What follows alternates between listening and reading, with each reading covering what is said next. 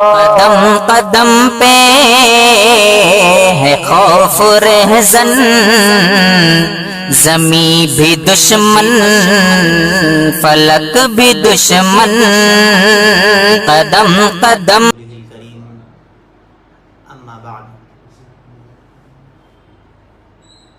اعوذ باللہ من الشیطان الرجیم بسم اللہ الرحمن الرحیم الرجال قوامون علی النساء وقال تعالی ہن لباس لکم وانتم لباس لہن سبحان رب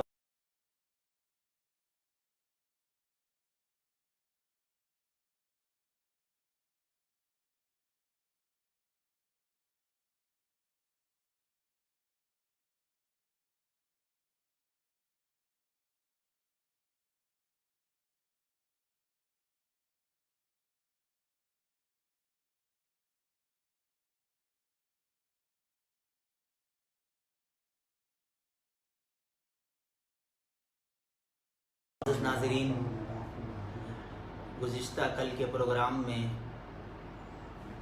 نکاح کے متعلق چند باتیں عرض کی گئی تھی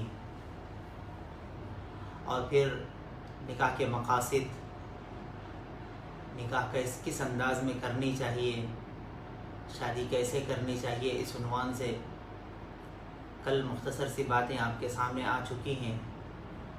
آج کا موضوع ہے کہ ازدواجی زندگی میں کامیابی کیسے آئے، یعنی کامیاب ازدواجی زندگی۔ نکاح کے بعد ہوتا یہ ہے کہ دلہا دلہن، شوہر اور بیوی کے درمیان میں چند وہ نا اتفاقیاں پیدا ہوتی ہے جس کی وجہ سے ان دونوں میں جدائی کرنی پڑتی ہے۔ تو اس لیے آج کے عنوان کامیاب ازدواجی زندگی کے عنوان سے چند باتیں آپ کے سامنے عرض کرنی ہیں۔ اللہ رب العزت نے تمام رشتوں میں سب سے بہترین رشتہ میاں اور بیوی کا بنایا ہے، اور پھر فرمایا ہے کہ جب کوئی شوہر اپنی بیوی کو دیکھ کر مسکراتا ہے یا کوئی بیوی اپنے شوہر کو دیکھ کر مسکراتی ہے تو اللہ رب العزت ان دونوں کو دیکھ کر مسکراتا ہے۔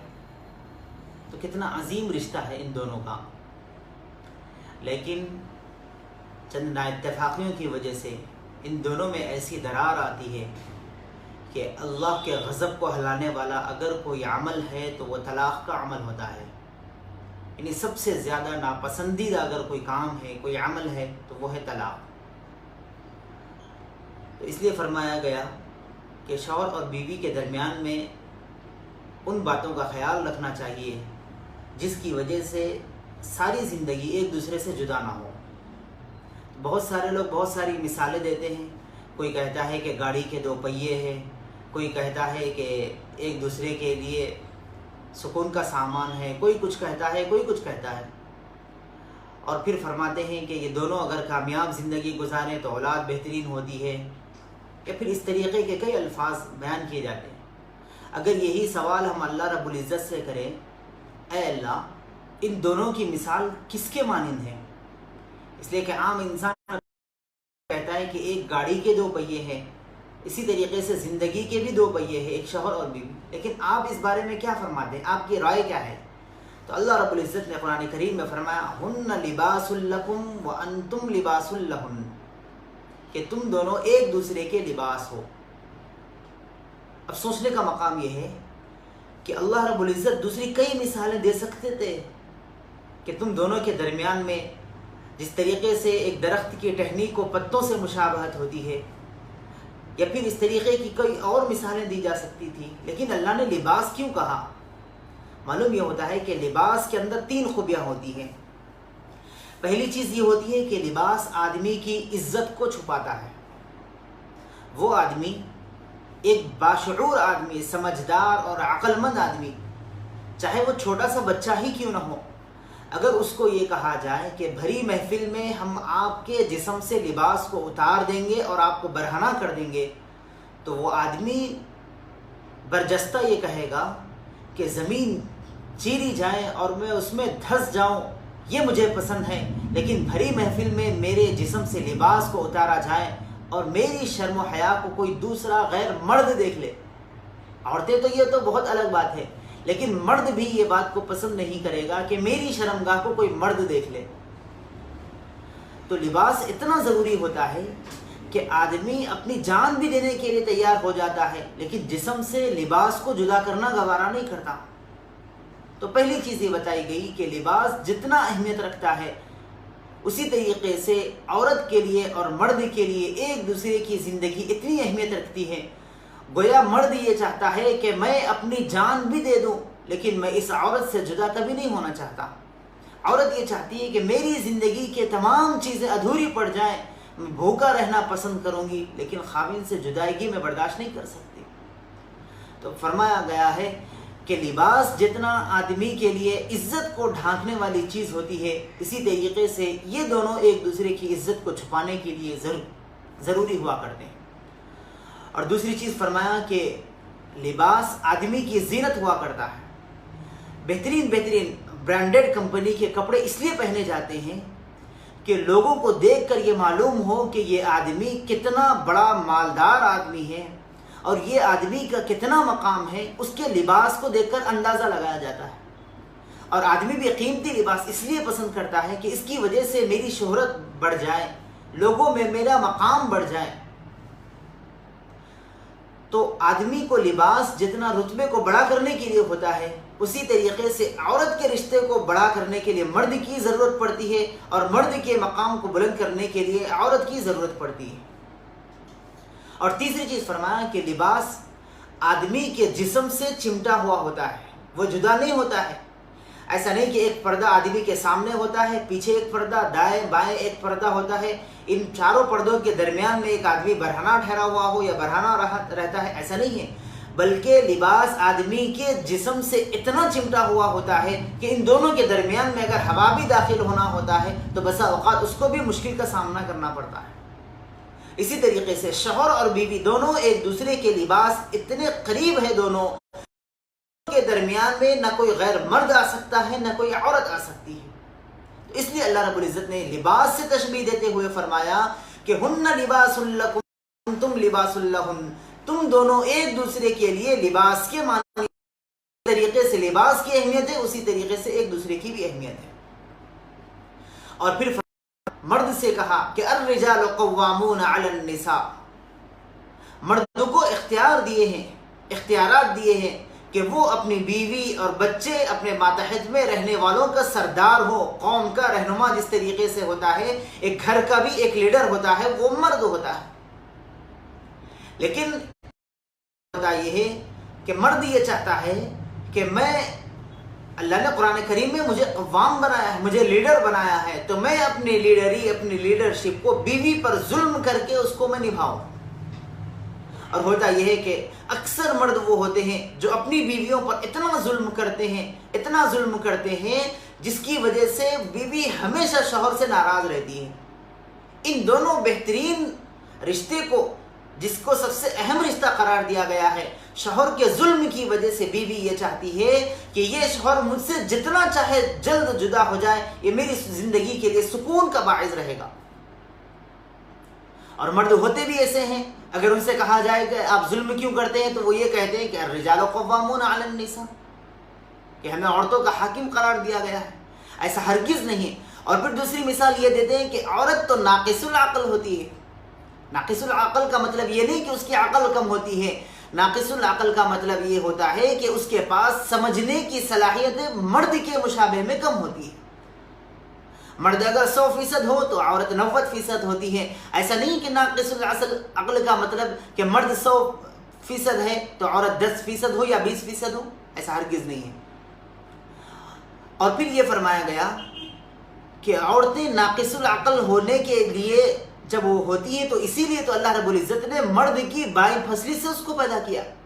اللہ چاہتے تو مرد کے سر سے اس کو پیدا کرتے، سر کا کوئی بال لے کر، یا پھر سر کا کوئی حصہ، یا دماغ کا کوئی حصہ، یا آنکھ کا کوئی حصہ اس کو لے کر بناتے، لیکن نہیں، اللہ نے اس کو سر سے اس لیے نہیں بنایا کہ آپ عورتوں کو سر پر بٹھائے رکھیں، اور پیر کے ناخن سے اس لیے نہیں بنایا کہ آپ پیر کی جوتی بنائے رکھیں، بلکہ اللہ نے اس کو پھسلی سے بنایا ہے۔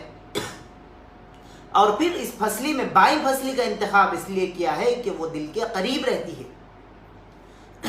تو عورتیں ناقص العقل ہونے کے وجہ سے اللہ نے اس کو مرد کے دل کے قریب میں رہنے کے لیے بنایا ہے۔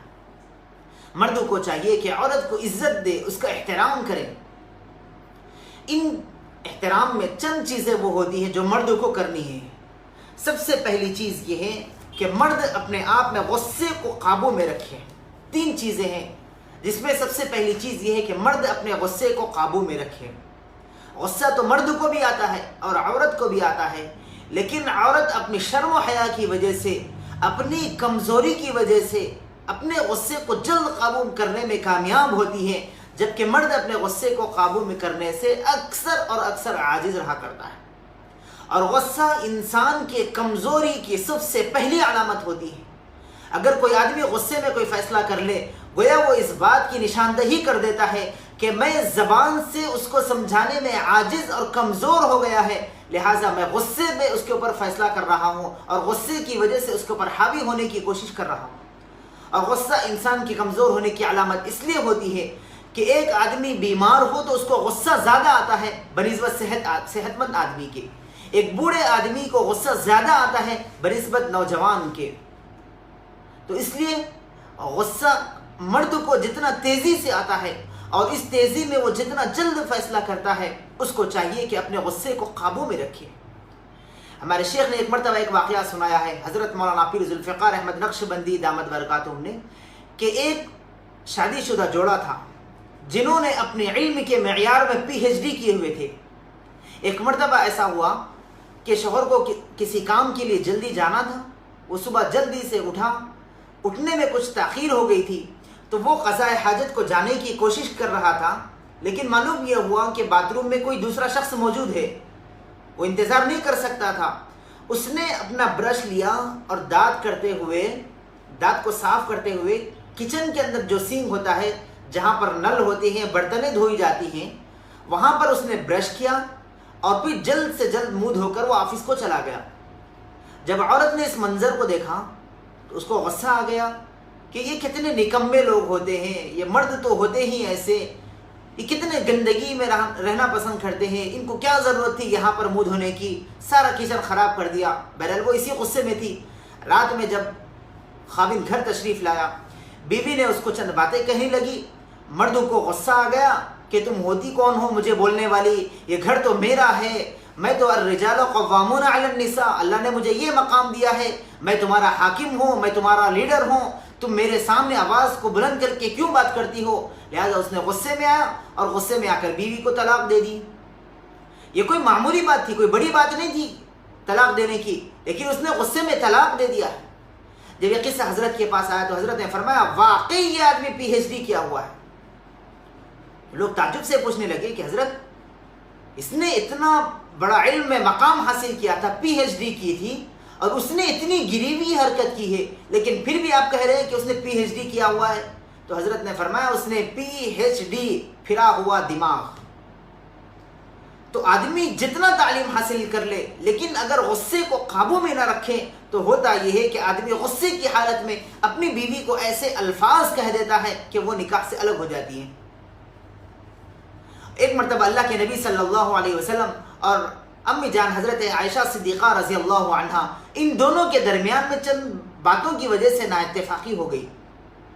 تو اللہ کے نبی صلی اللہ علیہ وسلم نے حضرت ابو بکر صدیق رضی اللہ عنہ کو بلایا اور فرمایا کہ میرے اور ان دونوں کے درمیان میں چند باتوں کی وجہ سے نااتفاقی ہو گئی ہے، آپ ہم دونوں کے اندر صلح کرا دیں اور پھر یہ بات بتلا دیں کہ ہم دونوں میں غلطی کس کی سب سے زیادہ ہے۔ تو حضرت ابو بکر صدیق رضی اللہ عنہ جب گھر تشریف لائے تھے تو پوچھنے لگے کہ بھئی اصل واقعہ ہوا کیا تھا، کہ حضرت عائشہ کی طرف سے غلطی ہوئی تھی رضی اللہ عنہ یا پھر آقا صلی اللہ علیہ وسلم کی جانب سے غلطی ہوئی تھی؟ تو حضرت ابو بکر جب تفصیل پوچھنے لگے تو اللہ کے نبی نے حضرت عائشہ کی طرف دیکھتے ہوئے فرمایا کہ تم باتوں کو بتاؤ کہ ہوا کیا تھا۔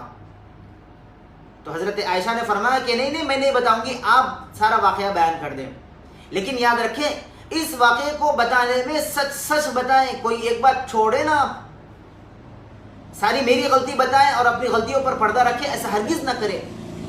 جیسے یہ بات کا کہنا تھا، حضرت ابو بکر نے حضرت عائشہ پر زوردار تماچا رسید کیا۔ تو تو حضرت عائشہ رضی اللہ عنہ ڈر گئی اور آپ صلی اللہ علیہ وسلم کے پیٹھ کے پیچھے گئی اور جا کر پکڑ کر ٹھہر گئی. اللہ کے نبی نے فرمایا ابو بکر میں نے تو آپ کی بیٹی کو سمجھانے کے لیے بلایا تھا, آپ نے انہیں مار دیا ہے, لہٰذا آپ جائیے, ہم فیصلہ کر لیں گے کہ ہم دونوں میں غلطی کس کی زیادہ تھی. اس کے بعد اللہ کے نبی نے حضرت عائشہ سے فرمایا اے عائشہ تمہارے ابا جان سے دوسرا مار تمہارے گال پر نہ لگے, اس سے کس نے بچایا ہے؟ میں نے بچایا ہے. آپ کے ابا جان تو غصے میں آ گئے تھے, اور اگر غصے کی حالت میں وہ تمہیں مارتے اور تمہیں گھر سے لے کر چلے جاتے تو پھر میرا کیا ہوتا؟ تو معلوم یہ ہوا کہ آدمی اگر غصے میں کوئی کام کر لے, بسا اوقات ایسا کام کر دیتا ہے, اس کی زبان سے ایسے الفاظ نکل جاتے ہیں جس کی وجہ سے بیوی زندگی بھر کے لیے وہ اس سے جدا ہو جاتی ہے. تو ہم کو غصے پر قابو پانا چاہیے. دوسری بات یہ ہے مرد کے لیے کہ تحمل مزاجی اپنے اندر رکھے. اگر بیوی کی طرف سے کوئی نااتفاقی ہو جائے, کوئی شکایت ہو جائے, کوئی غلطی ہو جائے, تو اس کے غلطیوں پر پردہ ڈال کر اس کی زندگی میں کی ہوئی ایک اچھائی کو ذہن میں رکھتے ہوئے اس کے سارے غلطیوں کو درگزر کرنے کی کوشش کرے. تحمل مزاجی اپنے اندر پیدا کرے. یہ سب سے بڑی چیز ہوتی ہے مرد کے لیے, اپنے اندر تحمل کو پیدا کرے. اگر تحمل پیدا نہ کرے تو پھر ہوتا یہ ہے کہ بیوی زندگی بھر کے لیے اس سے ناراض رہا کرتی ہے. اس سلسلے میں بھی ایک واقعہ ہے کہ ایک مرتبہ ایک آدمی اپنی بیوی کو اس کے میکے چھوڑ آیا تھا. 3-4 دن کے بعد وہ میکے کو اس کو لینے کے لیے گیا. بیوی یہ چاہتی تھی کہ شوہر سے مجھے جدائی مل جائے, اس لیے کہ یہ شوہر مجھے پسند نہیں ہے, میں اس سے الگ رہنا چاہتی ہوں. لیکن وہ شوہر کو بیان نہیں کر سکتی تھی. وہ دونوں جب اپنے میکے سے نکل کر گھر یعنی لڑکی کے سسرال آ رہی تھی تو راستے میں لڑکی نے شوہر سے کہا, اپنے خاوند سے کہا کہ مجھے پیاس کی شدت لگی ہے. تو خاوند نے کہا کہ آپ ایک جگہ پر یہاں بیٹھ جائیں, قریب میں پاس میں کنواں ہے, میں وہاں جاؤں گا اور پانی ڈول کے ذریعے سے نکال کر لے آؤں گا اور پلاؤں گا. جیسے ہی وہ کنویں کے قریب گیا اور ڈول کو کنویں میں ڈال کر پانی نکالنے کی کوشش ہی کر رہا تھا کہ بیوی نے پیچھے سے گئی اور اس کے پیروں کو اٹھا کر کنویں کے اندر اس کو ڈھکیل دیا. وہ مرد کنویں کے اندر گر گیا. اب بیوی واپس گھر آ گئی اور گھر پر آ کر اپنے والدین کے سامنے رونے کی ایکٹنگ کرنے لگی, رونے لگی کہ میرا خاوند پتہ نہیں کہاں چلا گیا, مجھے ایک جگہ پر بٹھا کر چلا گیا تھا, وہ آنے کا نام ہی نہیں لے رہا تھا. مجھے ڈر لگا اس بات کا کہ میں ایک نوجوان لڑکی ہوں, لوگوں کا ڈر لگنے لگا, میری عزت خراب ہونے لگا, لہٰذا میں واپس گھر آ گئی. لڑکی کے والدین بھی لڑکے کے بارے میں برا کہنے لگے کہ اس نے ایسا کیوں کیا ہے. ادھر دوسری طرف وہ آدمی جس کو کنویں میں پھینک دیا گیا تھا, اس نے ڈول کی رسی کے مانند آہستہ آہستہ کرتے ہوئے وہ کنویں سے باہر نکلا. اس کے بعد اس نے سوچا, اس کے دل میں یہ خیال آ گیا کہ میری بیوی نے یہ کام میرے ساتھ اس لیے کیا ہے کہ وہ میرے ساتھ رہنا پسند نہیں کرتی ہے, لیکن مجھے اتنی خوبصورت دوسری بیوی بھی تو نہیں مل سکتی, لہٰذا میں اسی کے گھر دوبارہ جاؤں گا اور اس کو راضی کر کے پھر اپنے گھر لے آؤں گا. وہ آدمی گیا اور لڑکی کے والدین سے منت کرنے لگا اور کہنے لگا کہ مجھ سے غلطی ہو گئی تھی, میں کسی اور جگہ پر چلے گیا تھا, لہٰذا مجھے اپنی بیوی کو لے جانے کی اجازت دے دے, مجھے معاف فرما دے. لڑکی کے والدین نے اس کی اس غلطی کو معاف کر دیا اور لڑکی کو ساتھ میں بھیج دیا. وہ آدمی اس لڑکی کو اپنے گھر لے آیا اور پھر کتابوں میں اس واقعے کو صراحتاً لکھا ہے کہ وہ آدمی اپنی زندگی کے آخر تک کبھی بھی اپنی بیوی کو یہ محسوس ہونے نہیں دیا ہے کہ اس کی بیوی نے اس کو کنویں میں ڈھکیل دیا ہے. وہ گویا وہ بیوی اس کے شوہر کو ختم کرنا چاہ رہی تھی. مرد نے کبھی اپنی زبان سے اس بیوی کو نہیں کہا. اس کا نتیجہ یہ نکلا کہ ساری زندگی اس کی بیوی اس کے قدموں کے نیچے غلام بن کر رہنے لگی. یہ آدمی کی تحمل مزاجی تھی کہ اس نے ساری زندگی اپنی بیوی کی ایک غلطی کو چھپائے رکھا تھا. اس کا نتیجہ یہ نکلا کہ بیوی ساری زندگی اس کے غلام بن کر رہنے کے لیے پسند کرنا شروع کر دیا. تو معلوم یہ ہوا کہ دوسری قسم جو تھی کہ آدمی کو تحمل مزاجی اپنے اندر پیدا کرنا ہے. اور تیسری چیز یہ ہے کہ آدمی اپنی بیوی کے سامنے اپنی زبان سے بد کلامی ہرگز نہ کرے, قطعاً نہ کرے. گالی گلوچ تو بہت دور کی بات ہے. اللہ کے نبی نے فرمایا بدترین ہے وہ شخص جس نے اپنی بیوی کے سامنے گالی گلوچ کیا ہے.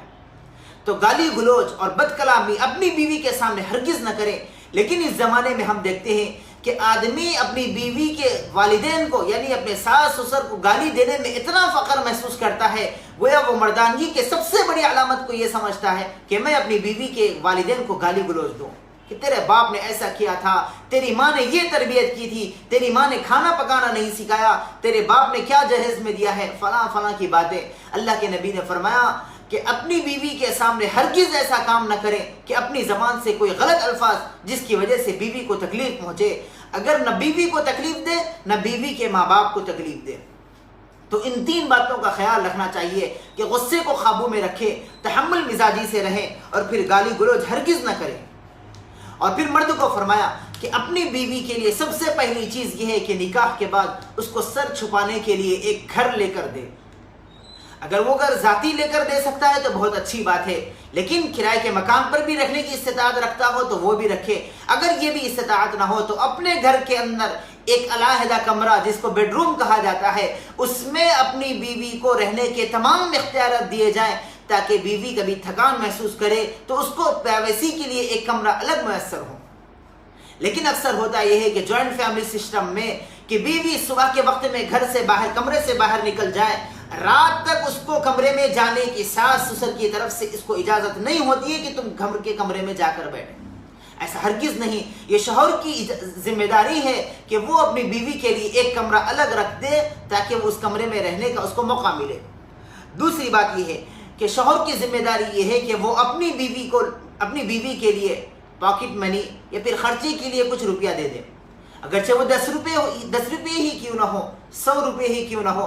آدمی اپنی حیثیت کے مطابق مہینے میں ایک مرتبہ یا ہفتے میں ایک مرتبہ، اللہ کے نبی صلی اللہ علیہ وسلم نے فرمایا کہ اپنی بیویوں کو تحفے تحائف کے ساتھ خوش رکھا کرو۔ اگر کوئی تحفے دینے کی استطاعت نہ رکھتا ہو تو اس کو چاہیے کہ روزانہ کم سے کم 2 درہم اس کو دیا کرے۔ اس زمانے میں کم سے کم 5 روپے روزانہ اپنی بیوی کو دیا کرے، یہ 2 روپے دیا کرے۔ پھر فرمایا کہ اگر کسی کے پاس اتنی بھی استطاعت نہ ہو کہ وہ اپنی بیوی کو روز پیسے دے سکتا ہے تو اللہ کے نبی نے فرمایا اس کو چاہیے کہ دن کے 3 وقتوں میں سے کوئی ایک وقت اپنی بیوی کے ساتھ بیٹھ کر کھانا کھا لیا۔ ایک وقت اپنی بیوی کے ساتھ بیٹھے اور کھانا کھایا، اس کا معمول بنا لے زندگی میں، 3 وقتوں میں سے کسی ایک وقت میں بیٹھ کر کھانا کھائے۔ اگر کبھی ایسا ہوتا ہے کہ شوہر اور بیوی ان دونوں کے ٹائمنگ ایڈجسٹ نہ ہونے کی وجہ سے ایک ساتھ بیٹھ کر کھانے کا موقع نہیں ملتا ہے، کبھی کبھی ایسا ہو جاتا ہے، تو ان کو چاہیے کہ کوئی ایک چیز، کوئی ایک چاکلیٹ ہو، کوئی ایک ٹافی ہو، یا کوئی بھی ایک چیز ہو، اپنے ہاتھوں سے لے کر اپنی بیوی کے منہ میں رکھا کرے۔ محبت کی سب سے پہلی علامت یہ ہے کہ بیوی اس کی وجہ سے آپ پر جان قربان کرنے کے لیے تیار ہو جائے گی۔ تو فرمایا کہ روزانہ اپنی بیوی کو تحفے دیا کرو یا پھر اپنی بیوی کے خرچے کے لیے پیسے دیا کرو۔ اور پھر فرمایا تیسری چیز ہے کہ بیوی کے محرم رشتہ داروں سے ملاقات کی اس کو اجازت دے۔ ہم نے سنا ہے ایک شخص کے بارے میں کہ شادی کے بعد 9 سال تک وہ اپنی بیوی کو اپنے والدین سے ملنے کی اجازت نہیں دیا ہے۔ اور پھر قریبی ایک محلے کی بات، ایک مرتبہ اطلاع ملی تھی کہ شادی کے کئی سال ہو گئے ہیں لیکن خاوند نے بیوی پر اتنا ظلم کیا ہے کہ وہ اپنے ماں باپ سے بھی اس کو ملاقات کرنے کی اجازت نہیں دیتا۔ عید کے موقع پر وہ صبح میں اپنی بیوی کو لاتا ہے اور اپنے والدین کے پاس چھوڑ جاتا ہے، شام میں 5 بجے کے وقت وہ گھر آتا ہے اور اپنی بیوی کو لے کر چلا جاتا ہے۔ ایک دن اس کو اجازت دی جاتی ہے کہ وہ اپنے والدین سے ملے۔ ایسا ہرگز نہ کرے، یہ لڑکیوں کے اوپر ظلم ہے جس کی وجہ سے بھی دونوں میں نا اتفاقیاں ہوتی ہے اور کامیاب ازدواجی زندگی کبھی نہیں بن سکتی۔ تو ان باتوں کا خیال رکھنا چاہیے۔ اور پھر اگلی بات یہ ہے کہ شوہر کو چاہیے کہ وہ بیوی کے گھر میں بیوی کے کاموں میں ہاتھ بٹائیں۔ وہ کپڑے دھو رہی ہیں تو آپ بھی قریب میں جائیں، تھوڑا سا پانی ادھر ادھر تبدیل کر دیں یا کپڑے ادھر ادھر تبدیل کر دیں، یا پھر کپڑے دھو کر رکھے گئے تو اس کو لا کر گھر کے کمرے میں رکھا کریں، یا بیوی اگر کوئی کپڑا صاف کر رہی ہے تو اس کے صاف کرنے میں ہم بھی ہاتھ بٹائیں، کوئی چیز پکا رہی ہے تو ہم بھی اس میں ہاتھ بٹائیں۔ ہمارا اتنا بڑا مقام نہیں کہ ہم اللہ کے نبی صلی اللہ علیہ وسلم سے بھی اونچے بن گئے۔ خود اللہ کے نبی نے امی جان حضرت عائشہ صدیقہ رضی اللہ عنہا جب وہ کھانا پکایا کرتی تھی، روٹی ڈالا کرتی تھی تو آپ بھی قریب میں بیٹھ کر ان کی مدد کیا کرتے تھے۔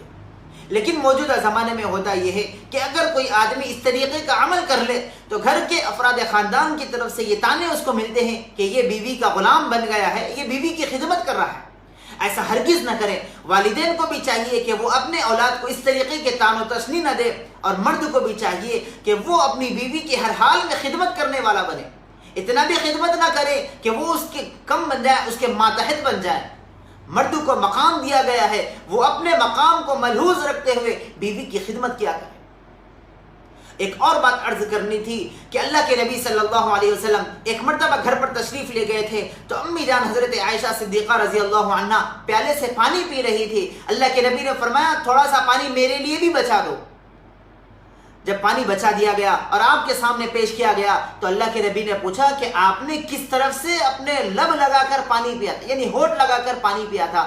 اللہ کے نبی نے اس پیالے کو پھرایا اور اسی طریقے سے اور اسی جگہ پر اپنے ہونٹ مبارک کو بھی لگائے جس جگہ پر امی جان حضرت عائشہ صدیقہ رضی اللہ عنہا کے بھی ہونٹ لگے تھے. یہ محبت کو بڑھانے کی علامتیں ہوتی ہیں.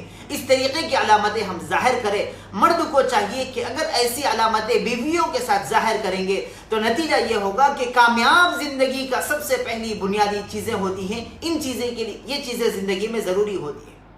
تو کامیاب ازدواجی زندگی کے لیے ان چیزوں کو ملحوظ رکھیں. اگر ہم ان باتوں پر عمل کریں گے تو ہوگا یہ کہ ہماری زندگی میں کوئی ایسا کام نہیں ہوگا جس کی وجہ سے ہم دونوں کے درمیان میں جدائی ہوگی. اور اللہ کے نبی صلی اللہ علیہ وسلم کے زمانے میں ایک مرتبہ حضرت قولہ رضی اللہ عنہا جو آپ صلی اللہ علیہ وسلم کی خدمت میں آئی اور آ کر کہنے لگی کہ میرے خاوند نے مجھے یہ کہا کہ آپ تو میری ماں کے برابر ہیں. اگر کوئی آدمی اس طریقے کے الفاظ اپنی بیوی کو کہتا ہے تو وہ نکاح کی ایک قسم ہو جاتی ہے جس کی وجہ سے وہ اس کے نکاح سے جدا بھی ہو جاتی ہے. اس کو زہار کہتے ہیں, یعنی طلاق کی ایک قسم ہوتی ہے. اللہ کے نبی صلی اللہ علیہ وسلم کے پاس جب حضرت قولہ آ کر کہنے لگی کہ میری 72 سال کی عمر ہے, اب میرے خاوند نے مجھے یہ کہا کہ تم میرے والدہ کے مقام رکھتی ہو, یعنی والدہ کی طرح میں تمہیں سمجھتا ہوں. اب ایسی حال میں کہ میں اپنے خاوند کے ساتھ بھری جوانی گزار دی ہے, بڑھاپے کی اس حالت میں آ گئی ہوں کہ کوئی میری خدمت کرنے والا بھی نہیں, اس حال میں انہوں نے مجھے چھوڑ دیا ہے, اب میں کہاں جاؤں اور کہاں جا کر اپنی زندگی گزاروں. اللہ کے نبی صلی اللہ علیہ وسلم تجسس میں تھے, کچھ دیر سوچنے لگے. اللہ کی طرف سے وحی نازل ہوئی, قد سمع اللہ قول التي تجادلك في زوجها وتشتكي الى اللہ. اس آیت کے نازل ہونے کے بعد حضرت عمر رضی اللہ عنہ نے فرمایا کہ عورت کے دل کو تکلیف پہنچی تھی, اس کے دل کی آہٹ کو سن کر اللہ نے وحی کے ذریعے سے قرآن کریم میں ایک آیت نازل کر دی ہے. میں نے ساری زندگی اس عورت کا اتنا احترام کیا ہے جس کی دل کی ایک تکلیف کو اللہ نے سن کر قرآن میں نازل کر دیا ہے. تو عورت پر اگر ظلم کرے تو وہ اللہ کے اتنے قریب ہو جاتی ہے کہ اگر اس کی زبان سے آپ کے حق میں کچھ الفاظ بددعائیاں نکل جائے تو آپ کی زندگی کامیاب ہونے کے بجائے برباد ہو سکتی ہے. اس لیے عورتوں کو ہر حال میں خوش رکھنے کی کوشش کرے. ایک اور بات عرض کر کے میں اپنی بات کو کنارے لے چلتا ہوں کہ مرد کے پاس اپنی زبان میں جو 3 جملے ہیں طلاق کے, زندگی میں کوشش اس بات کی کرے کہ اپنی بیوی کے سامنے محبت کے طور پر بھی طلاق کا جملہ اپنی زبان سے نہ نکالنے لگے. میں بہت بڑی بات عرض کر رہا ہوں کہ مذاق کے طور پر بھی یہ نہ کہیں بیوی سے کہ میں تمہیں چھوڑ دوں گا, طلاق دے دوں گا, یہ تو بہت دور کی بات ہے. اگر بیوی کے سامنے مرد یہ کہہ دے کہ میں تمہیں چھوڑ دوں گا تو اس سے یہ ہوتا ہے کہ فطری طور پہ عورت کے ذہن میں یہ خیال پیدا ہوتا ہے. علماء کرام نے اس کی تفصیل بیان فرمائی ہے کہ عورت کے ذہن میں یہ خیال پیدا ہو جاتا ہے کہ مرد کے ذہن میں میرے خیالات برے آ رہے ہیں, وہ مجھے چھوڑنا چاہتا ہے, وہ مجھے طلاق دینا چاہتا ہے. اگر اس حالت میں وہ مجھے چھوڑ دے تو میں اپنے چھوٹے بچوں کو لے کر کہاں جاؤں, جیسے اس کے ذہن میں یہ خیال پیدا ہوتا ہے تو وہ اپنے جنسی ضرورت کو یا اپنے ساتھی کو, دوسرے ساتھی کو تلاش کرنے کی کوشش کرنے لگتی ہے. اور وہ اس بات کا خیال کرنے لگتی ہے کہ اگر کسی حالت میں شوہر مجھے چھوڑ دے تو میں فوراً دوسرے آدمی سے نکاح کرنے کے لیے ایک مرد مجھے ضرورت ہے, مرد کی ضرورت مجھے پیش آتی ہے, لہٰذا اس وقت مجھے مرد کو ڈھونڈنے کے بجائے میں ابھی سے اپنے دوست کو بنائے رکھتی ہوں, اگر مجھے یہ خاوند چھوڑ دے تو میں فوراً اس سے نکاح کر لوں. یہ فطری طور پر عورت کے ذہن میں یہ خیال پیدا ہو جاتا ہے. اس لیے علماء کرام نے فرمایا مرد کسی بھی حال میں بیوی سے یہ نہ کہیں کہ میں تمہیں چھوڑ دوں گا, اس لیے کہ جب کپڑا گندا ہو جاتا ہے اس کو دھو کر صاف کیا جاتا ہے, جب ناخن بڑے ہوتے ہیں تو اسے کاٹ کر الگ کیا جاتا ہے, جب بیوی کے پاس کوئی خامیاں ہوتی ہے تو مرد اس کو دھو کر یا پھر اس کو درگزر کر کے, اس کو معاف کر کے, اس کو سمجھا کر ان غلطیوں پر پردہ ڈال سکتا ہے نہ کہ اس کے زبان سے ایسے الفاظ نکالے جائیں کہ میں تمہیں چھوڑ دوں گا، تم تو میرے قابل کی نہیں ہو، میں نے زندگی کی بہت بڑی غلطی کی ہے تم سے نکاح کر کے، میں تم سے دور ہونا چاہتا ہوں، تم مجھے بالکل پسند نہیں، نہ تم میری پسند کے تھے، نہ تم چہرے میں خوبصورتی کے ہو، نہ مال میں بڑا مرتبہ رکھتی ہو، میں تو اپنے والدین کی مجبوری سے تم سے نکاح کیا ہوں، میں تو تم سے الگ ہونا چاہتا ہوں۔ ایسے الفاظ مرد ہرگز اپنی بیوی سے نہ کہے۔ اگر ایسے الفاظ کہے گا مرد تو پھر اس کی زندگی کامیاب ازدواجی زندگی نہیں ہوگی، اس کی وہ زندگی ہوگی جو بربادی کی طرف اس کی زندگی کو لے جائے گی۔ اور پھر مرد کو چاہیے کہ وہ اپنی بیوی کا خیال تو رکھے ہی رکھے، لیکن ساتھ میں اپنی آنے والی نسل یا اپنی اولاد کا خیال رکھے۔ آپ دوسری عورت سے نکاح کر سکتے ہیں اور عورت دوسرے مرد سے نکاح کر سکتی ہے، اور خسارہ اگر کسی کا ہوگا تو ان معصوم بچوں کا ہوگا۔ مرد کو چاہیے کہ وہ اپنے بچوں کا بھی لحاظ رکھے، اپنے گھر میں رہنے والے والدین کا لحاظ رکھے۔ شادی سے پہلے مرد کے ایک والد والدہ ہوتے ہیں، شادی کے بعد مرد کے دو والد والدہ ہوتے ہیں، ایک وہ والد والدہ جنہوں نے اس کو جنم دیا ہے، اور دوسرے وہ جو اس کی شریک حیات کو یعنی اس کی بیوی کو جنم دیا ہے، جس کو ہم ساس اور سسر کا درجہ دیتے ہیں۔ معزز ناظرین، یہ وہ چند باتیں تھیں کامیاب ازدواجی زندگی کے لیے کہ مرد کو جن باتوں کا لحاظ رکھنا ہے۔ اس میں سب سے اہم بات یہ ہے کہ مرد اپنے غصے کو قابو میں رکھے، اپنی بیوی کو محبت دے، اپنی بیوی کے ساتھ اچھے انداز میں پیش آئے، کاروباری جتنے بھی اختلافات ہو، جتنے بھی پریشانیاں ہو، وہ اپنے گھر کے باہر رکھے، گھر میں محبت کے انداز میں پیش آئے۔ ایک مرتبہ کا واقعہ ہے کہ ایک آدمی ایک بزرگ کے پاس آیا اور آ کر کہنے لگا کہ حضرت، میں اپنی بیوی کے ساتھ محبت کے انداز میں رہنے کی ساری کوششیں کر چکا ہوں، ساری سہولتیں میں اپنی بیوی کو دے چکا ہوں، لیکن بیوی میرے ساتھ خوش رہنا پسند نہیں کرتی۔ بزرگ نے فرمایا کہ کیا آپ نے حضرت عائشہ صدیقہ رضی اللہ عنہا کے قول کے مطابق کیا آپ نے اللہ کے نبی کی سنت پر کبھی عمل کیا ہے؟ فرمایا کہ مجھے وہ سنت معلوم ہی نہیں کہ کون سی سنت تھی۔ تو بزرگ نے فرمایا اللہ کے نبی صلی اللہ علیہ وسلم کی سنت یہ تھی کہ جب وہ گھر میں داخل ہوتے تھے تو چہرے پر مسکراہٹ رکھتے اور السلام علیکم ورحمۃ اللہ یہ کہہ کر داخل ہوتے تھے۔ تو امی جان حضرت عائشہ صدیقہ رضی اللہ عنہا فرماتی ہے کہ میں دن بھر گھر کے کام کرنے میں مصروف رہا کرتی تھی، تھک جایا کرتی تھی، لیکن اللہ کے نبی کا مسکراتا ہوا چہرہ جب گھر میں داخل ہوتا تھا تو میرے جسم کی ساری تھکان دور ہو جاتی تھی اور خوشی سے آپ صلی اللہ علیہ وسلم کا استقبال کیا کرتی تھی۔ تو مرد کو چاہیے کہ اس سنت پر عمل کرے۔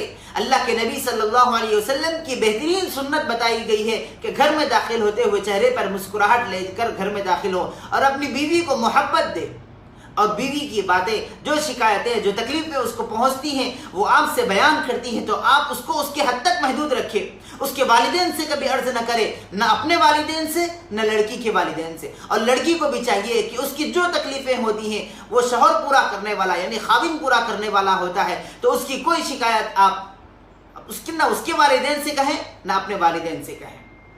لیکن لڑکے کے والدین ہوتا یہ ہے کہ اگر بیوی کی طرف سے ایک چھوٹی سی بھی غلطی پیش آ جائے تو لڑکے کے والدین کہتے ہیں تو بہت اچھا آدمی ہے، اچھی نوکری ہے، اچھا کماتا ہے، بہت خوبصورت بھی ہے، یہ تو تیرے قابل ہی نہیں تھی، اس کو چھوڑ دے، ہم اور اچھی کر کے لے کے آئیں گے۔ معاشرے میں کیا ہے، بہت سارے بچیاں پڑے ہوئے ہیں، میں کر کے لاؤں گی، میں اچھی بچی کو پسند کر کے لاؤں گی، ایک چھوڑ دے دوسری شادی کر سکتے ہیں۔ ایک آدمی کہنے لگا یہ تو پیر کی چپل ہے، جتنے چاہے چھوڑو اور جتنے چاہے اس کو پہنو۔ ایسا ہرگز گمان نہ کرے، یہ بدترین خیالات ہے، بہت برے خیالات ہم اپنے ذہن میں لایا کرتے ہیں۔ ہاں یہ الگ بات ہے کہ نکاح کی اجازت مرد کو 4 شادیوں کی اجازت دی گئی ہے، لیکن پہلی بیوی کے مکمل حقوق کو ادا کرے، اس کے بعد پھر دوسرا نکاح کرے، نہ کہ اس کی زندگی برباد کرے اور پھر دوسری طرف خیالات رکھے۔ معزز ناظرین، مرد کے حوالے سے چند باتیں ازدواجی زندگی کو بہترین بنانے میں، کامیاب ازدواجی زندگی میں مرد کی چند باتیں آپ کے سامنے عرض کی گئی ہیں۔ اس بیان کو سن کر عورتیں خوش نہ ہو کہ یہ تمام باتیں مرد کے لیے کہی گئی ہیں۔ انشاءاللہ کل کے پروگرام میں عورتوں کے تعلق سے کہا جائے گا کہ کامیاب ازدواجی زندگی کے لیے عورتوں کو کن باتوں کا خیال رکھنا چاہیے۔ اگر عورتیں بھی ان باتوں پر عمل کریں گی تو انشاءاللہ اللہ کی ذات سے امید ہے کہ مرد ان باتوں پر عمل کرتے رہیں اور عورتیں بھی ان باتوں پر عمل کرتے رہیں، تو وہ کامیاب ازدواجی زندگی بنے گی جن کی مثالیں لوگ قیامت تک آنے والی لوگوں میں دیتا رہیں گے اور یہ کہیں گے کہ دیکھو انہوں نے کتنی اچھی طریقے سے زندگی گزاری ہے۔ لیلا مجنون کا قصہ تو سب نے سنا ہے، لیکن مجنون کے بارے میں یہ کہا گیا ہے، ایک مرتبہ اس علاقے کے بادشاہ نے مجنون کو بلایا اور بلا کر کہنے لگا کہ بھائی تیری لیلا کو میرے دربار میں پیش کیا جائے، میں دیکھنا چاہتا ہوں کہ تیری لیلا کتنی خوبصورت ہے جس کے چرچے تو نے اتنے بنائے رکھے ہیں اور تو نے محبت کے اتنے دعوے کیے ہیں، میں اس کو بلا کر دربار میں پیش کیا جائے۔ مجنون نے لیلا کو دربار میں پیش کیا، بادشاہ دیکھ کر حیران ہوا اور کہنے لگا کہ بھئی اس کے اندر تو کوئی خوبصورتی نہیں، یہ تو ایک عام عورت سی ہے، ایک عام سی لڑکی ہے، اس کے اندر ایسی کون سی بات تو نے دیکھی کہ تو نے اتنے قصے بنائے ہیں؟ مجنون نے کہا میری محبت کی نگاہ جس طریقے سے لیلا پر پڑتی ہے، اگر وہی محبت کی نگاہ سے تم دیکھو گے تو تم کو معلوم ہوگا کہ لیلا کے اندر کیا خاصیتیں ہیں، تم تو ایک عام سی لڑکی کے انداز میں دیکھتے ہو۔ اس لیے مرد بھی عورت کو اپنی محبت کی نگاہ سے اگر دیکھے گا تو ساری دنیا میں سب سے خوبصورت اگر کوئی عورت نظر آئے گی تو وہ اس کو اپنی بیوی نظر آئے گی۔ تو محبت کی نگاہ سے عورتوں کو دیکھے، دعا کرے کہ اللہ جل شانہ ہم تمام کو کہی ہوئی باتوں پر عمل کرتے ہوئے اپنے گھر کے ماحول کو بہترین ماحول بنانے کی توفیق عطا فرمائے، اور جن جن باتوں سے بچنے کی باتیں کہی گئی اللہ تبارک و تعالی ہم سب کو عمل کرنا آسان فرمائے۔ وآخر دعوانا ان الحمد للہ رب العالمین۔